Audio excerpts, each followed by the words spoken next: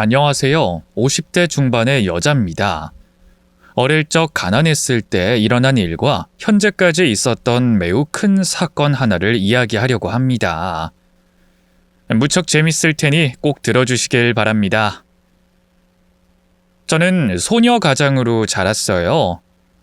엄마는 저를 낳자마자 돌아가셨고 아빠는 제가 5살 무렵에 공사장에서 큰 사고를 당하셔서 청력을 잃으셨고 하반신 마비가 왔답니다. 집에서 거의 눕거나 앉아서만 지내셨고 밖에 외출하는 일은 가끔 있는 일이었어요. 봉사단체나 사회복지사를 통해 기부 물품이 들어왔고 그걸로 끼니를 챙겨 먹었고 의류수거함에서 가져온 옷을 빨아서 입었어요. 어릴 적 남이 쓰거나 입던 옷을 입는 것은 물론이었고 먹는 것 그리고 돈도 나라에서 주는 것으로 지냈네요. 그런 도움으로 지내다가 제가 중학교 올라가면서 지원은 하나둘씩 줄어들었습니다. 취약계층 가정이 저희 집안만 있는 게 아니었고 더 힘들게 지내는 가정도 있으니 그럴만했죠. 그래서 전 중학교 때 피자집 주방에서 일했고 주말엔 김밥 천국에서 조리와 서빙 일을 했답니다. 그렇게 번 돈으로 아빠의 병원비를 댔고 제 학교 등록금을 냈답니다.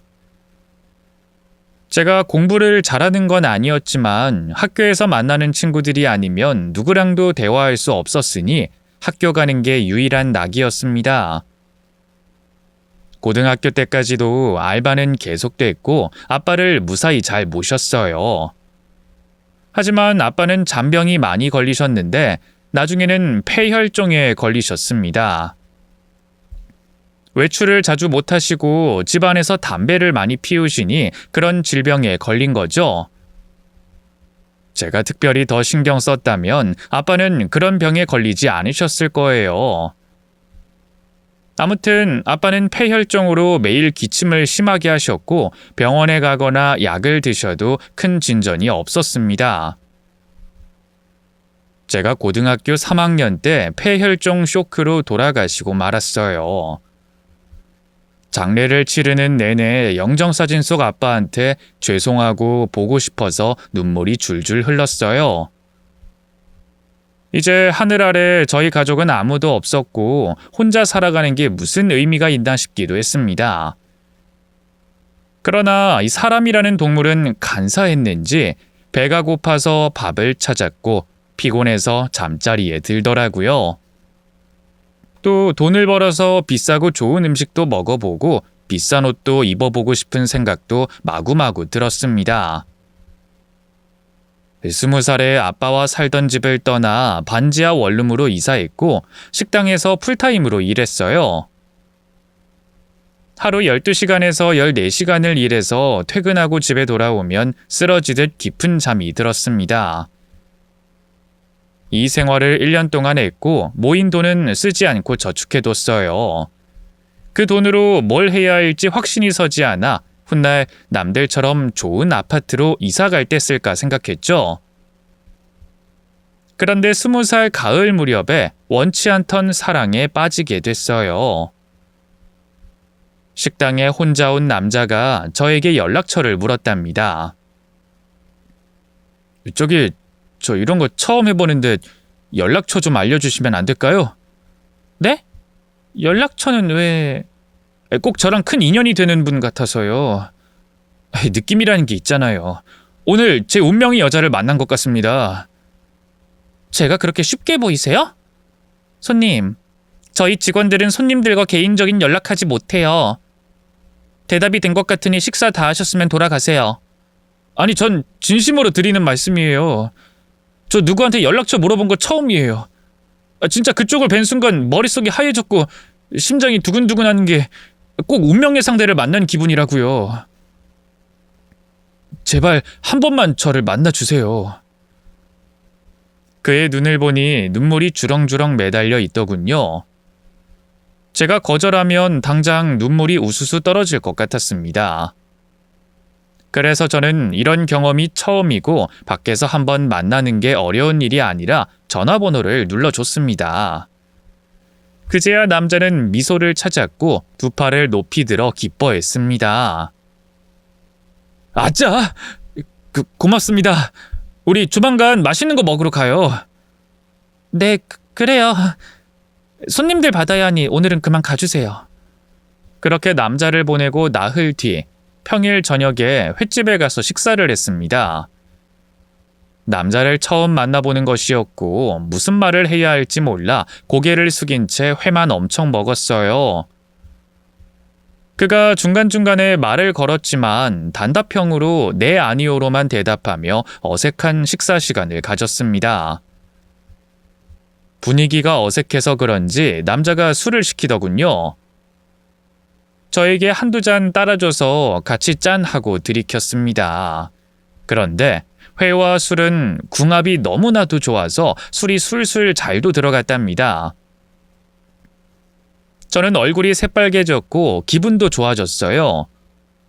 제대로 취해서 속에 있던 이야기를 꺼내고 말았죠. 난 말이죠. 태어나서 지금까지 순탄치 않은 인생을 살았어요.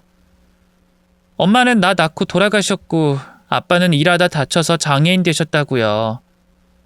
소녀 가장으로 살았다 이 말입니다. 정말요? 나도 소년 가장으로 자랐어요. 부모님 두 분 다 불치병이어서 제가 생계를 책임져야 했어요. 고등학교 때 자퇴하고 안 해본 일이 없다고요. 근데 부모님 두 분 다 제가 성인이 되기 전에 돌아가셨어요. 안 된 일이에요. 실은 저희 아빠도 작년에 돌아가셨어요. 그럼 우리 둘 다 소년 가장에다가 부모님을 여인 사람이네요. 이게 좋은 일은 아니지만 공통점이 있어서 신기하네요. 저도 그래요. 남들은 부모님이 해주는 걸 다 받고 살아가는데 우린 반대로 부모를 모시고 생계를 유지했잖아요. 부모님이 돌아가신 날을 슬프기도 했지만 원망도 들었어요. 나도 마찬가지예요. 미워하지 않으려고 했는데 마지막으로 보내드릴 땐 철부지 아이처럼 원망스럽더라니까요. 세경씨, 비슷한 처지에 우리 둘이 만난 건 우연이 아니에요. 제가 세경씨한테 반하게 된 건 하늘의 뜻이라고요. 내가 좋아요? 딱 한 번 봤는데 좋아요? 그럼요. 누가 그랬잖아요. 사랑에 빠지는데 걸리는 시간은 3초면 충분하다고요. 난 처음 식당에서 세경씨를 보고 사랑에 빠졌습니다. 세경씨, 나랑 사귀어주세요. 글쎄요. 지금 결정은 못하겠네요. 지금은 술이나 더 마시죠. 계속되는 고백이 불편하진 않았지만 바로 사귀겠다고 대답하면 가벼운 여자로 보일까봐 말을 돌리며 술을 얼큰하게 마셨습니다. 이튿날 머리가 깨질 듯이 아픈 상태로 식당에 출근했는데 그 남자가 또 저를 찾아왔어요. 저를 좋아한다고 운명이니 하늘의 뜻이라니 하면서 말하는데 저도 모르게 넘어가고 말았습니다. 그렇게 저희 둘은 사랑하는 연인 사이로 발전했고 매일 밤 제가 식당에서 퇴근하면 그와의 데이트가 시작됐어요. 태식 씨, 맨날 시간이 남아도는 거야? 어떻게 하루도 빠짐없이 찾아와? 시간이 남아돌다니. 나도 직장이 있거든. 공장에서 매일 12시간씩 일한단 말이야. 퇴근하면 자기 얼굴이 보고 싶어서 찾아오는 건데 그렇게 말하면 섭하지. 공장 일은 안 힘들어? 그냥 할만해. 단순히 반복되는 일이라서 내가 기계가 된 기분인 것 빼고는 그렇게 힘들진 않아. 대단하네. 단순 반복 일을 하루 종일 한다니 기특해 보인다. 자기나 나나 살아남으려고 안간힘을 쓰면서 사는 사람이잖아. 우린 무엇이든 버텨낼 거라고. 그이와 늦은 밤 호프집을 가거나 가까운 공원에 가서 산책을 하곤 했습니다. 그런 시간을 보내고 나면 저희 집으로 가서 사랑을 나눴어요. 젊은 남녀고 혈기가 왕성하니 거의 매일 제 집으로 가서 침대가 무너지도록 화끈한 사랑을 했답니다. 그런데 남자를 처음 사귀고 피임에 대해 무지했던 제가 결국 임신하고 말았어요. 이 사실을 바로 그이한테 고백했습니다. 태식 씨, 나 임신이래. 병원 다녀왔는데 임신이 확실하대. 임신? 아, 그거 잘 됐네. 우리 둘이 결혼할 운명인가 보다. 진심이야? 태식 씨 좋은 거 맞지? 당연히 좋지. 살짝 놀라긴 했는데 좋아. 엄청 좋아. 다행이네. 난 태식 씨가 싫어하고 떠나면 어쩌나 걱정했거든. 자기는 날 뭘로 보고 그런 생각을 했어. 난 절대 자기한테 상처 주지 않아. 내가 좋은 놈은 아니어도 그렇다고 형편없는 놈은 아니야. 자기야, 우리 둘 다 젊으니까 어떻게 해서든 아이를 잘 키울 수 있을 거야. 고마워, 태식 씨. 그럼 우리 뭐부터 해야 할까? 세경아, 우리가 형편이 그리 좋진 않으니까 결혼식은 나중에 하면 안 될까? 내가 가진 게 많으면 다 해주겠지만 상황이 그렇지 않으니 전세 빌라 정도는 마련할 수 있어. 나도 결혼식은 별로야. 괜히 돈만 많이 들잖아. 우리가 같이 살 수 있는 방만 있으면 돼. 고맙고 미안하다. 아무튼 당신의 임신이 우리 둘을 연결해준 운명의 끈 같아. 앞으로 내가 남편으로서, 아빠로서 최선을 다할게. 그이가 책임지겠다고 하니 안심됐고 임신한 아이에게 보금자리를 줄 수 있어 다행스러웠습니다. 그리고 이틀 뒤 예비 남편이 저에게 여행을 제안했어요. 자기야, 우리 살림 합치면 바빠질 테니까 어디 좋은데 여행 다녀오자. 여행? 자기 곧 있으면 배도 불러올 테니까 여행부터 다녀오자. 내가 집을 알아봤는데 여행 끝나고 일주일 뒤에 이사하면 될 것 같아. 그렇구나. 여러 가지로 고마워. 그럼 우리 여행을 어디로 가지? 강원도 인제의 내린천으로 가자. 거기 강물도 깨끗하고 물놀이 하기도 좋아. 우린 거기서 텐트 치고 잘 거야. 우와, 재밌겠다. 내린철은 말만 들어봤는데 야외에 텐트까지 치고 놀면 완전 재밌을 거야. 응, 우리 둘한테 잊지 못할 추억이 될 거야. 남편과 여행을 다녀오고 신혼집을 마련해서 살림을 합치기로 해서 매우 들뜬 마음으로 여행 준비를 했습니다. 그리고 며칠 뒤 강원도로 가는 기차를 탔고 아주 오랫동안 잠을 자고 일어나서야 도착을 했답니다. 냇가는 진짜 깨끗했고 텐트를 치기에도 아주 좋더라고요. 오리털 침낭이 있어 춥게 잘 일도 없을 것 같았죠. 남편과 저는 물가의 얕은 곳만 가서 물장구를 치고 놀았습니다. 그러다 곧 그늘이 졌고 어둠이 내리기 시작했어요. 그이는 캠프 분위기를 제대로 내려고 버너와 불판을 꺼내더니 고기를 구워줬습니다. 진짜 살면서 먹었던 고기 중 가장 맛있었어요. 소녀 가장으로 살 때는 이런 추억이 없었는데 그이가 새로운 경험을 하게 해줘서 훗날 추억할 거리가 생겼죠.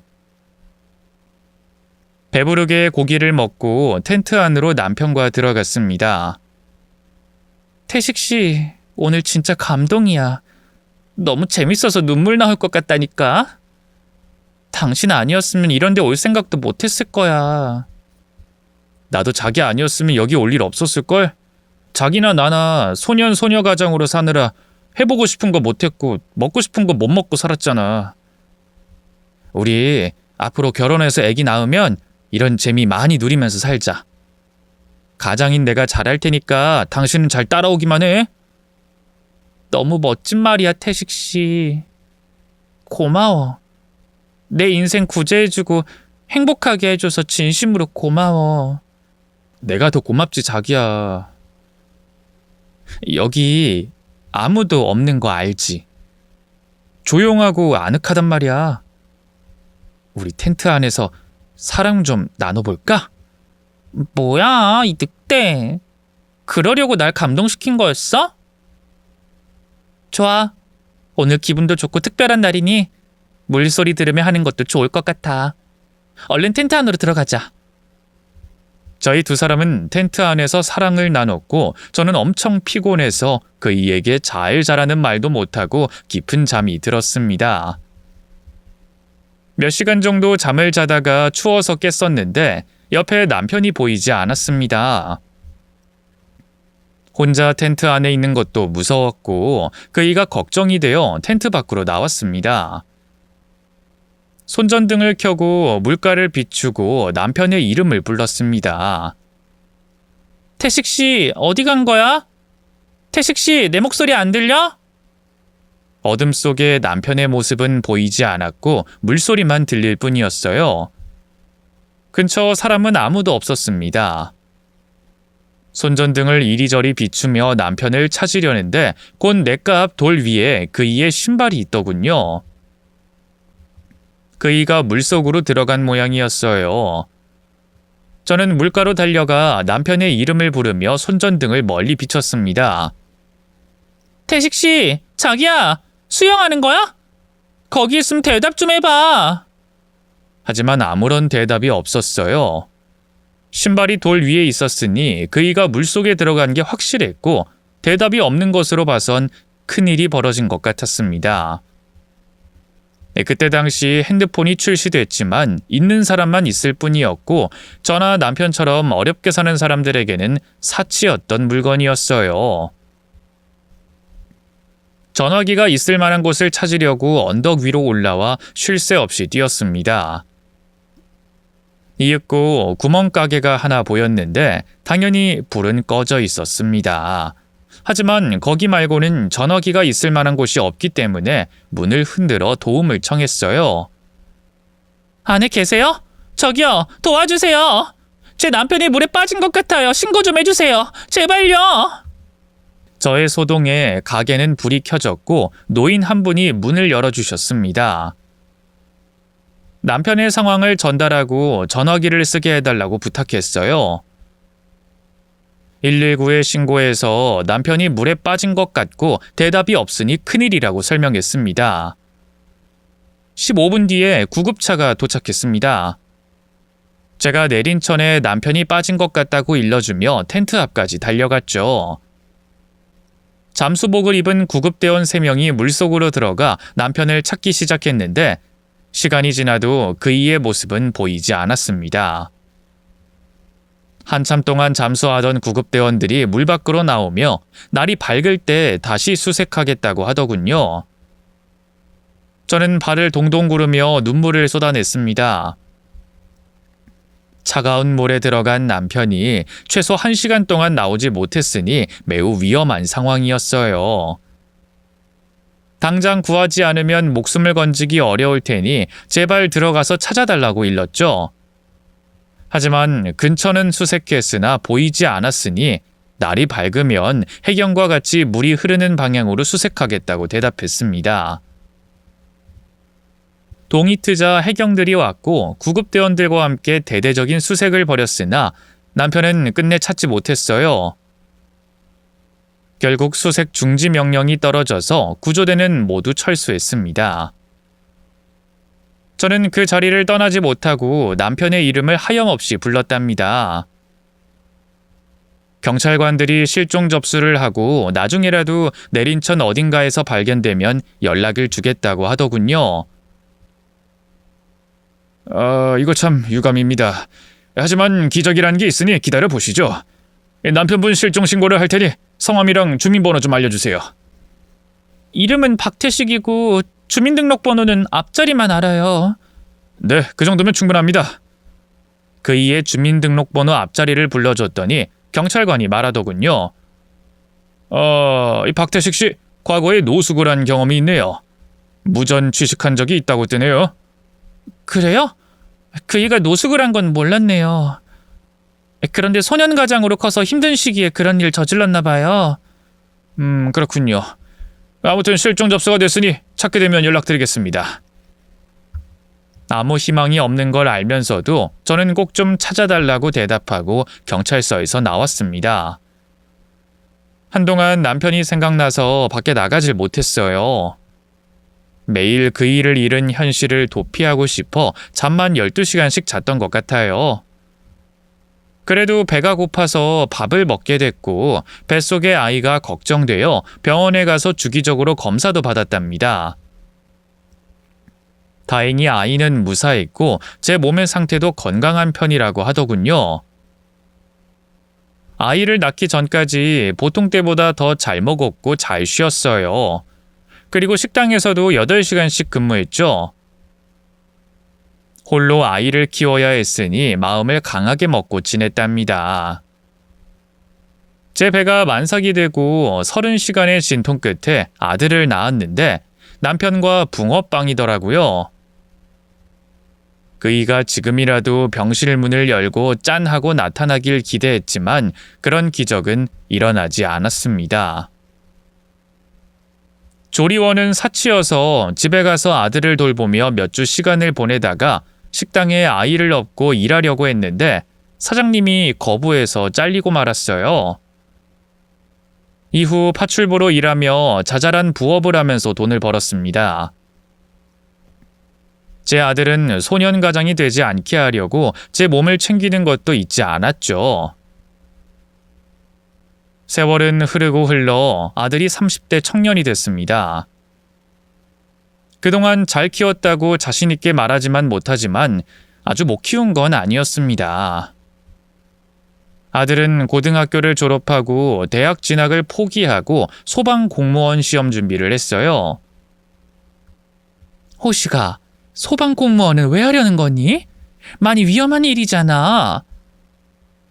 아버지가 물에서 실종되셨잖아요. 그때 제가 있었더라면 구해줄 수 있지 않았을까 하는 생각을 자주 했어요. 그리고 남의 목숨을 구해주는 명예로운 일을 하고 싶어요, 엄마. 넌 누굴 닮은 거니? 똑똑하고 착한 걸 보면 엄마를 닮은 게 아닌 것 같긴 하다. 엄마, 날 이렇게 키워준 건 엄마예요.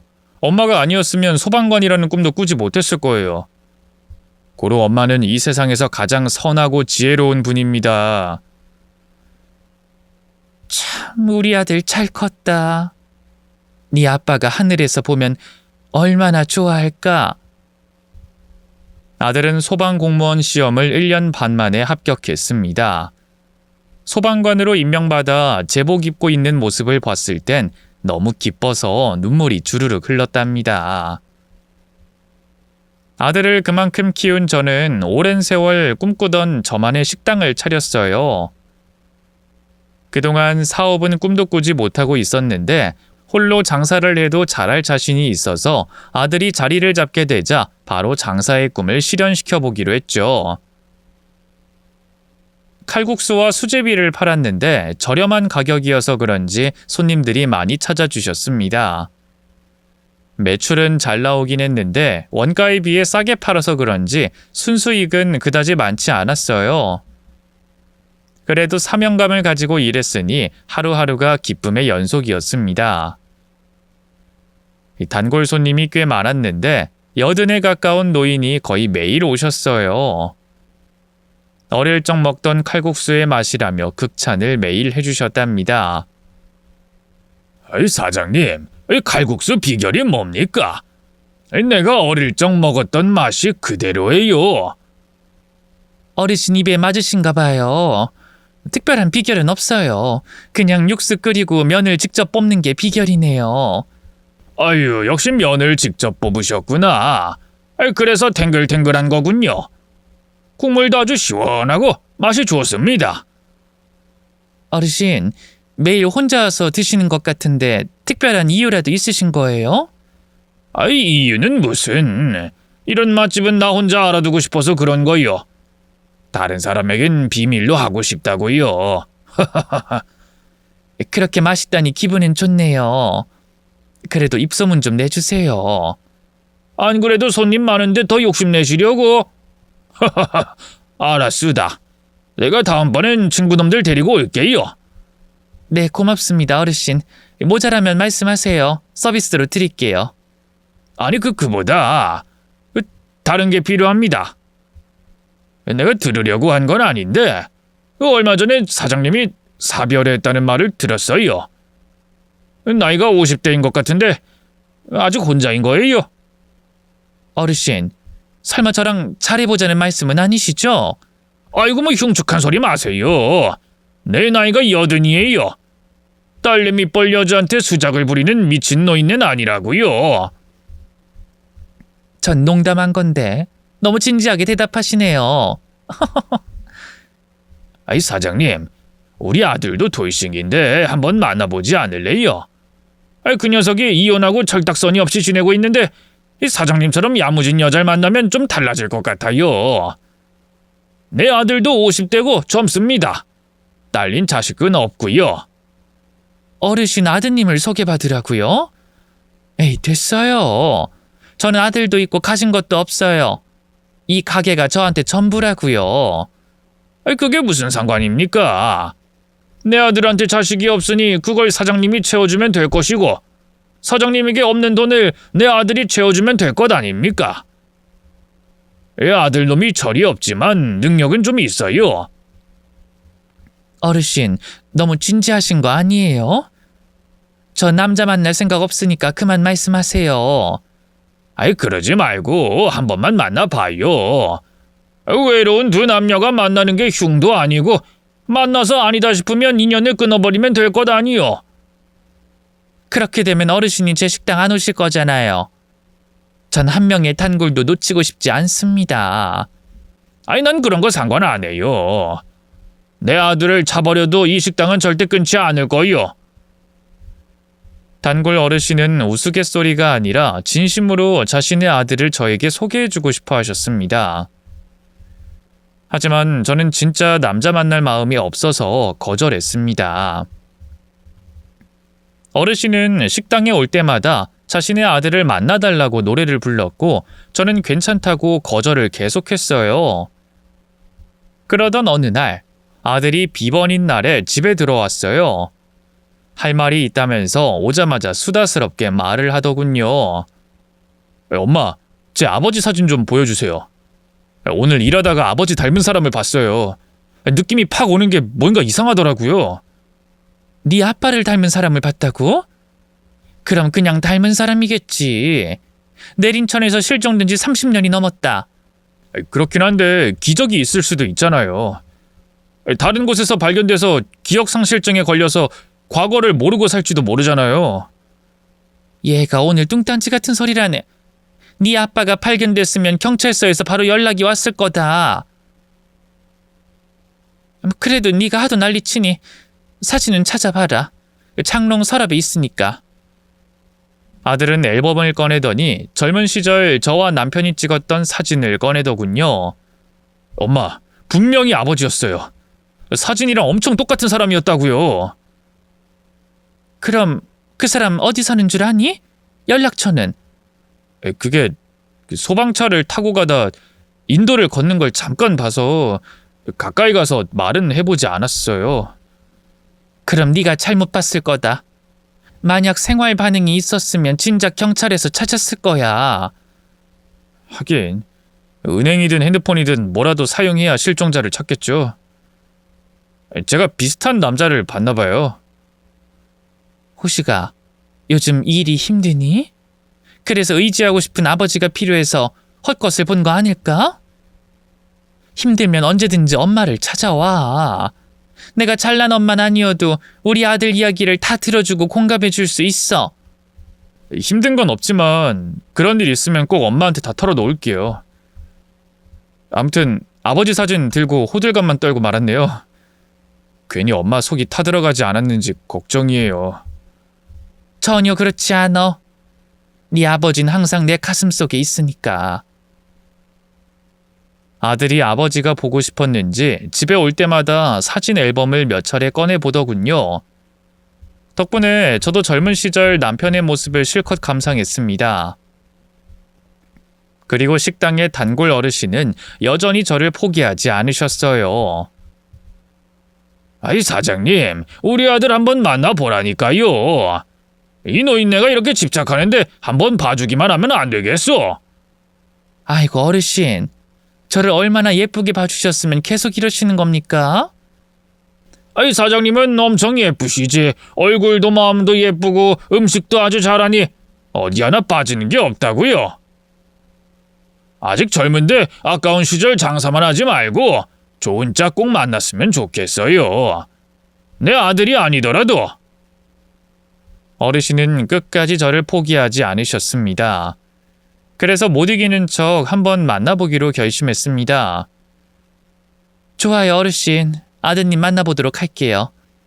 시간은 제가 식당 문을 닫는 월요일이면 좋겠어요. 어휴, 드디어 내 부탁을 들어주는군. 고맙소. 그럼 월요일엔 내 집으로 모실게요. 네? 집으로요? 그건 좀 부담스러운데요. 아이, 걱정하지 마세요. 내 집에 가정부가 식사를 제대로 차려줄 겁니다. 어디 가서 먹는 밥보다 맛있다고요. 아들놈이 나랑 같이 살고 있으니 집으로 오세요. 어떻게 사는지 확실히 보고 만나도 괜찮은지 따져보라고요. 첫 만남부터 집으로 오라고 하시니 굉장히 난감한데요. 설마 이상한 곳으로 데려가거나 그런 건 아니죠? 아이고, 사장님. 내가 그럴 사람으로 보입니까? 그건 아니죠. 좋아요. 주소 찍어주시면 제가 찾아가도록 할게요. 결국 단골 어르신의 집에서 그분의 아들을 소개받기로 했답니다. 이 사실을 아들에게 숨기지 않고 털어놨어요. 어르신 집에서 소개받는다고 하자 아들은 이상한 것 같다고 말렸습니다. 엄마, 좀 이상하잖아요. 집으로 오라니. 무슨 소개팅이 그래요. 나도 이상한 건 아는데 단골 어르신이 워낙 괜찮은 신사분이라. 그런데 좀 이상한가? 이상하죠. 안 되겠어요. 그럼 이렇게 해요. 저도 월요일에 비번이니까 근처에 있을 테니 무슨 일 있으면 전화나 문자 보내세요. 뭐? 엄마가 남자 만나러 가는데 네가 근처에 있겠다고? 아이고, 지금 내가 남자 만날 때가 아니라 네가 연애해야 할 때 아니니? 엄마, 내 걱정은 마세요. 3년 안으로 좋은 여자 만나서 장가 갈 테니까. 하긴 우리 아들이 어디 하나 빠지는 곳이 없으니 금방 좋은 아가씨가 생길 거야. 좋아. 그럼 월요일에 엄마가 그 집에 가면 근처에 있어줘. 너한테 이런 부탁하는 게 참 웃기다. 아니에요. 그 어르신이 정말 좋은 분이고 진심으로 잘 모시고 싶어서 집으로 초대해 아들을 소개해 주는 것일 수도 있으니까 한번 보자고요. 그래서 결국 월요일에 아들 차를 타고 그 집 앞에 도착했습니다. 어머나, 이렇게 큰 집에 사셨나? 엄청나게 큰 주택이네.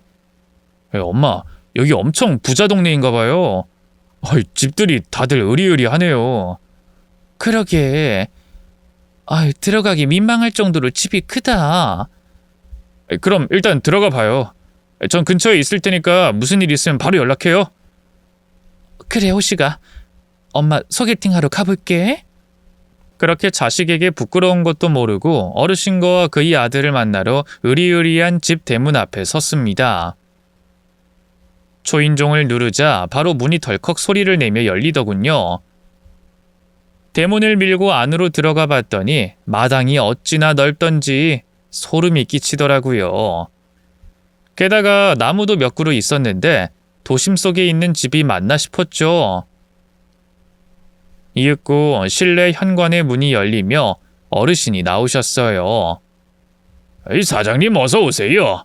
안 그래도 다 준비하고 기다리고 있었어요. 제 아들이 안에서 기다리고 있습니다. 어르신, 이게 맞는지 모르겠네요. 이렇게 잘 사시는 분인 줄 몰랐어요.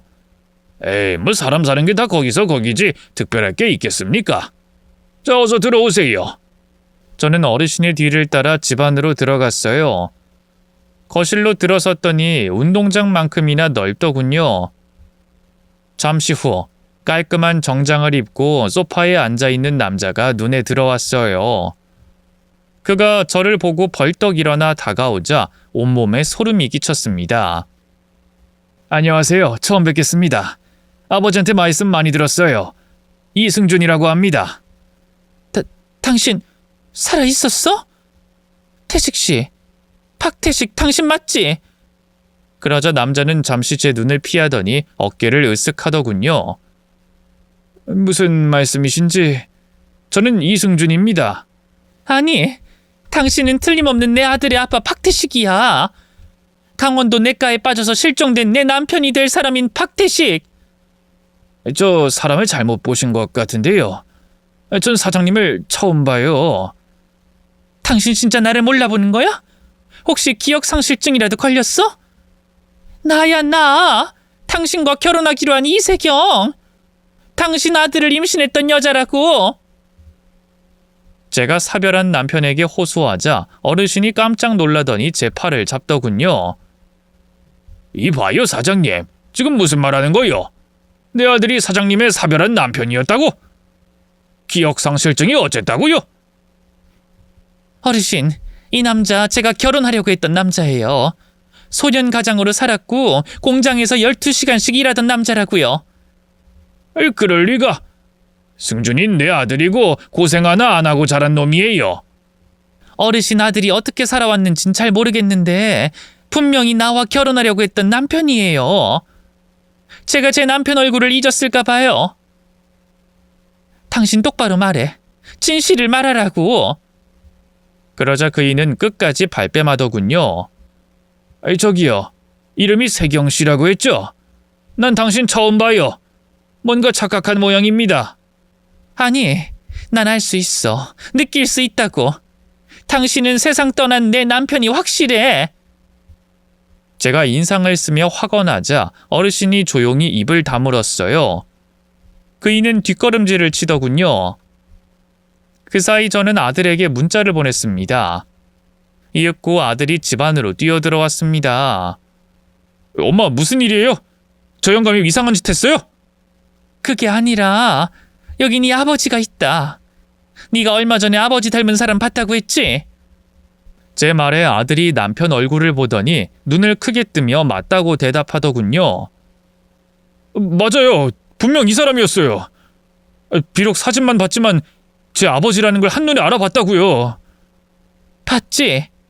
당신 이래도 발뺌할 거야?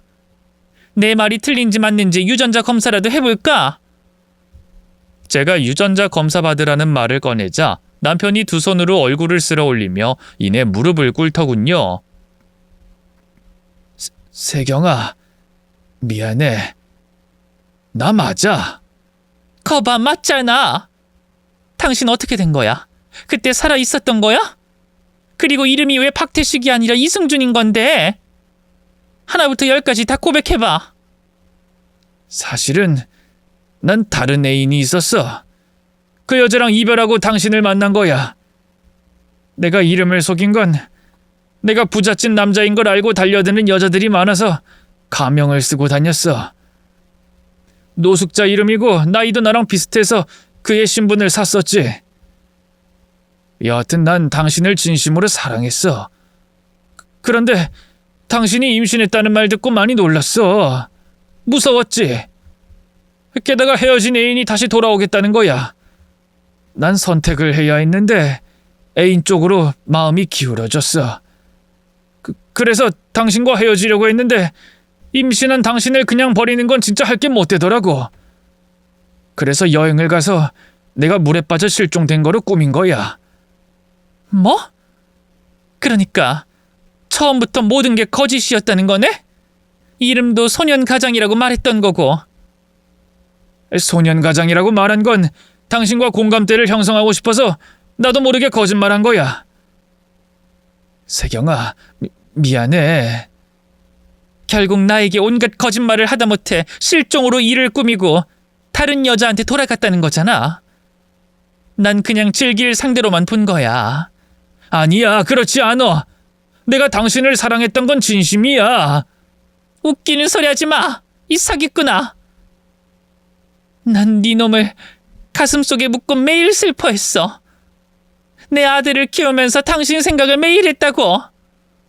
세경아, 미안해. 정말 미안해. 그땐 내가 너무 어려서 어리석은 판단을 했어. 근데 만회할 기회가 왔잖아. 당신이 이렇게 우리 집에 온 건 운명인 거야. 우리 둘은 다시 이어질 운명이었어. 인간 쓰레기를 사랑했다니. 난 그것도 모르고 순진하게 다 믿고 슬퍼하고 가슴앓이하며 살아왔는데 넌 사람도 아니야. 가만두지 않겠어. 제가 언성을 높이며 무릎 꿇고 있던 남편의 따귀를 날리자 아무도 말리지 않았습니다. 그이는 맞아도 할 말이 없으니 가만히 뺨을 내어주더군요. 저는 양손으로 사정없이 그놈의 뺨을 거세게 날렸습니다. 어르신은 바닥에 주저앉아 믿을 수 없다는 표정을 지었고 아들은 저와 똑같이 분노한 표정이었어요. 제가 그이를 사정없이 때리고 발길질을 하는데 구경만 하고 있었죠. 남편은 두 손을 모으더니 손이 발이 되도록 싹싹 빌었습니다. 세경아, 여보, 날 실컷 때려도 돼. 대신 나와 결혼하자. 당신과 나 사이엔 아들이 있잖아. 자네 이름이 뭔가? 이 쓰레기가 감히 내 아들을 입에 올려? 네가 애비 자격이 있는 줄 알아? 아이 그래도 우리 둘이 사랑해서 낳은 자식이잖아. 이제라도 기회를 주면 안 될까? 이 멍청한 등신이 개소리를 하네. 오늘 너와 내가 만나게 된 건 하늘이 준 복수의 기회라고. 아! 더 쳐맞고 태져버려라.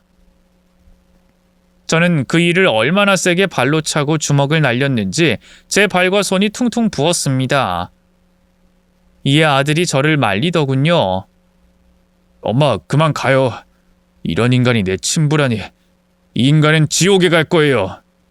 이대로 못 가. 억울하고 분통 터져서 절대로 그냥 못 가. 저는 너무 억울해서 소리를 연신 꽥꽥 질렀습니다. 그러자 어르신이 정신을 차리더니 남편을 혼내기 시작했습니다. 골프채를 가져와 마구마구 휘두르더군요. 이 못난 놈아! 내가 너로 그렇게 가르쳤어? 나에게 손주가 생겼는데 그걸 숨기고 실종으로 거짓말을 하는 몹쓸 짓을 해? 아버지, 아파요. 그만해요. 저도 그땐 어려서 제대로 판단을 못했어요. 나도 시간을 돌리면 세경이를 택했을 거예요. 닥쳐! 네 놈은 오늘 애비 손에 뒤질 줄 알아. 이 천둥 벌거숭이야. 제가 때려줄 걸 어르신이 대신 힘차게 때려줘서 한 발 뒤로 물러나 구경하면서 통쾌함을 느꼈습니다. 이윽고 남편은 일어날 힘이 없어 바닥에 쓰러졌고 어르신이 저와 아들 앞에 무릎을 꿇고 용서를 빌었습니다. 사장님, 아니 세경씨, 그리고 손자 호씨가 내가 미안하오. 대신 사과하겠어요. 이 자식을 잘못 키운 내 탓이 큽니다. 두 분께 사죄한다고 용서를 받을 수 없겠지만 죽는 그날까지 사과하겠습니다. 그리고 그동안 혼자 손자를 힘들게 키운 위자료 드리겠습니다. 사장님, 죄송합니다. 돈으로 해결하시겠다. 역시 돈 많은 집안이라 그런지 바로 돈 이야기부터 나오네요. 그런데 어쩌죠? 난 돈 따윈 중요하지 않거든요. 저 인간이 시궁창 바닥에 처박힐 때까지 복수할 거예요. 언론에 알리고 형사, 민사 소송까지 할 겁니다. 그러지 말고 제가 주는 위자료 받으시고 아들 호식이를 제 회사에 보내주시면 안 될까요? 회사의 수장으로 키우겠습니다. 원하는 만큼의 돈도 다 줄게요. 그리고 법적 처벌은 아마 어려울 겁니다. 오래된 일이니 아마 처벌하지 못할 겁니다. 어르신은 자신의 모든 것을 주겠노라 말씀하시며 고소나 언론에 알리는 건 소용없는 일이니 괜한 짓 하지 말라고 하더군요. 어르신 회사가 그렇게 잘 나가요? 게다가 당신이 뭔데 처벌을 못한다는 말을 해요? 냉정하게 말씀드리는 것뿐입니다. 세경씨, 해달라는 건 다 해줄게요. 그러니 제발. 인도 친내도 똑같은 놈이네. 당신을 보고 배워서 당신 아들이 저 모양인 거야. 맞아요. 제가 못난 탓입니다. 사장님, 원하는 건 다 들어줄 테니 제발 대화로 풀고 잘 지냈으면 합니다. 저는 아들의 얼굴을 보고 물었습니다. 어찌하면 좋겠냐고요. 호시가, 네 생각은 어때? 엄마 하고 싶은 대로 해요. 타격이 있을지 모르겠지만 해볼 때까지 해봐요. 저는 아들의 조언을 듣고 고소하기로 마음먹었습니다. 두 부자에게 제가 어떻게 할지 확실하게 말하고 대저택에서 나왔어요. 경찰서에 가서 사기 고소를 했고 변호사를 통해 제가 당한 피해에 대한 보상을 소송하기로 했죠. 그리고 지역 방송국에 이메일을 보냈답니다. 그런데 모든 게 물거품이 되더군요. 경찰은 오래된 사건이고 공소시효가 지났다며 형사처벌하기 어렵다고 했고 민사소송을 제기하려던 변호사는 일단 유전자 검사부터 해야 한다고 하더군요. 그리고 남편이 자기 애인 줄 몰랐다고 발뺌하면 길고 긴 소송이 될 거라고 일러주더군요. 언론 역시 제 이메일을 읽고 무시해버리더군요. 전화를 해서 어느 회사 이세인지 말했는데 알겠다고 대답만 하고 아무런 조치를 하지 않았습니다. 아무래도 어르신이 중간에서 힘을 썼나 봅니다. 이래서 사람은 힘과 돈이 있어야 하나 봐요. 크게 벌을 받을 줄 알았던 남편은 무사했답니다. 그러자 어르신이 저와 아들을 찾아왔어요. 사과하며 통장 하나를 건네더군요. 세경씨, 미안해요. 내가 못난 탓에 아들이 그 모양인 거지요. 여기 10억입니다. 돈으로 때우시겠다? 아니요, 앞으로 두고두고 갚을 겁니다. 그리고 제 회사를 호식이에게 물려주고 싶어요. 세경씨, 이제라도 내 며느리가 되어주시면... 닥쳐! 사기꾼 애비의 며느리가 되느니 길바닥 노숙자가 되고 말겠어. 이봐요 어르신, 주신 돈은 받겠어요. 내가 고소도 하고 뭐라도 해보려고 했는데 죄다 안 된다고 하네요. 그러니 돈으로나마 보상을 받아야겠어요. 고마워요. 그리고 미안합니다. 다음에 진정되면 다시 대화를 하도록 해요. 아니, 다시 볼 일 없어요. 당신들 부자 내가 저주를 퍼부어서 끝까지 복수할 겁니다. 제가 세게 몰아붙이자 어르신은 눈물을 뚝뚝 흘리며 돌아갔고 아들은 아무 말도 하지 않았습니다. 그렇게 받은 돈을 아들에게 건네줬어요. 나중에 결혼 자금으로 쓰라고 했죠. 엄마, 이 돈은 양육비라고 생각해요. 저 때문에 고생 많이 하셨으니 엄마가 쓰세요. 내 나이 50대야. 아직 88에서 일해서 돈 벌면 돼. 이건 너 나중에 장가갈 때 써라. 아들은 싫다고 했지만 제가 강요하고 고집을 부리자 받아들이고 말았습니다. 복수는 끝난 건가 싶어 매우 아쉬웠습니다. 나중에 천벌이나 받으라고 마음속으로 저주를 하는 것으로 만족했어요. 또 제가 그놈의 남편 때문에 일상생활에 지장받는 게 싫어서 괜히 딴 생각하지 않고 평소처럼 살던 대로 살려고 노력했죠. 배신감이 크긴 했지만 그래도 시간이 지나니 조금씩 치유가 되는 것 같았어요. 2달 뒤 식당에 어르신이 찾아왔습니다. 제가 분명 눈앞에 나타나지 말라고 경고했는데 무슨 할 말이 있다면서 손님들 나갈 때까지 기다리겠다고 하더군요. 저녁 장사를 끝내고 어르신과 마주 앉았습니다. 저기 이거 받아요, 세경씨. 내 아들의 전 재산입니다. 그 이 재산을 왜 줘요? 그놈이 그래요? 양심의 가책 때문에 전 재산이라도 주겠다고? 아니요. 그 자식 이제 이승에 없습니다. 얼마 전에 사고로 세상을 떠났어요. 뭐라고요? 그 자식이 되졌다고요? 어쩌다가요? 그놈이 강원도 내린천에 가서 리프팅을 하다가 실종됐습니다. 물속에서 빠져나오지 못했어요. 시신이라도 찾으면 장례를 치를 텐데 한 달째 못 찾고 있습니다. 그게 정말이에요? 네. 그래서 그놈 전 재산을 세경 씨한테 드리고 저도 회사 정리하려고요. 요즘 복잡한 일이 많고 가슴이 너무 아파서 아무것도 못하겠네요. 그런다고 내가 동정이라도 할 줄 아세요? 그 자식은 나한테 거짓말했던 걸 그대로 벌을 받은 거라고요. 물속에서 실종되는 거짓말을 했으니 이제야 되돌려 받은 거라고요. 난 하나도 슬프지 않고 오히려 쌤통이라는 생각만 듭니다. 아시겠어요? 이거 받으세요. 아들 재산 전부예요. 이걸로 호식이와 새 출발하시든 멀리 이사를 가든 마음대로 하세요. 통장에 찍힌 금액을 보고 소스라치게 놀랐습니다. 이걸 전부 나한테 주겠다고요? 네. 만약 내 며느리였다면 세경 씨가 다 받아가야 하는 것들 아닙니까? 참 재밌네. 이걸 받고 좋아해야 하는 거 맞죠? 그래요. 뭐 주시는 거니까 받을게요. 내가 그동안 그 인간한테 배신당한 걸 생각하면 충분히 받아도 될 자격이 있다고 생각하니까요. 세경 씨, 그럼 한 가지 부탁해도 될까요? 내 며느리로 지내주고 호식이와도 조부와 손자로 지내면 안 되겠습니까? 네, 당연히 안 되죠.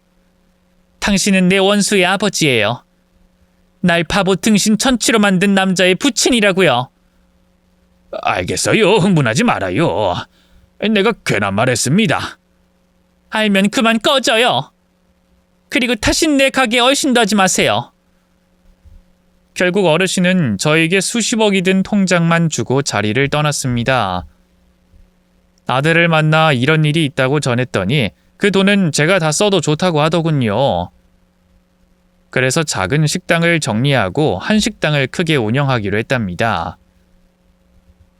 글을 쓰고 있는 지금 저는 한식당 카운터에 앉아서 편하게 일하고 있어요. 직원이 15명이라 제가 몸을 쓸 일이 없답니다.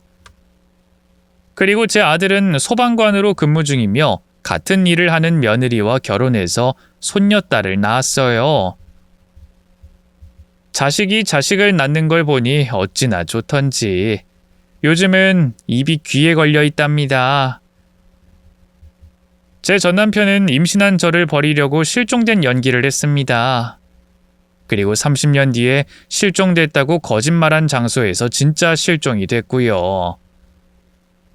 이걸 보니 다 뿌린 대로 거둔다는 말이 생각나네요. 아무튼 지금은 팔자 좋게 장사하고 있습니다.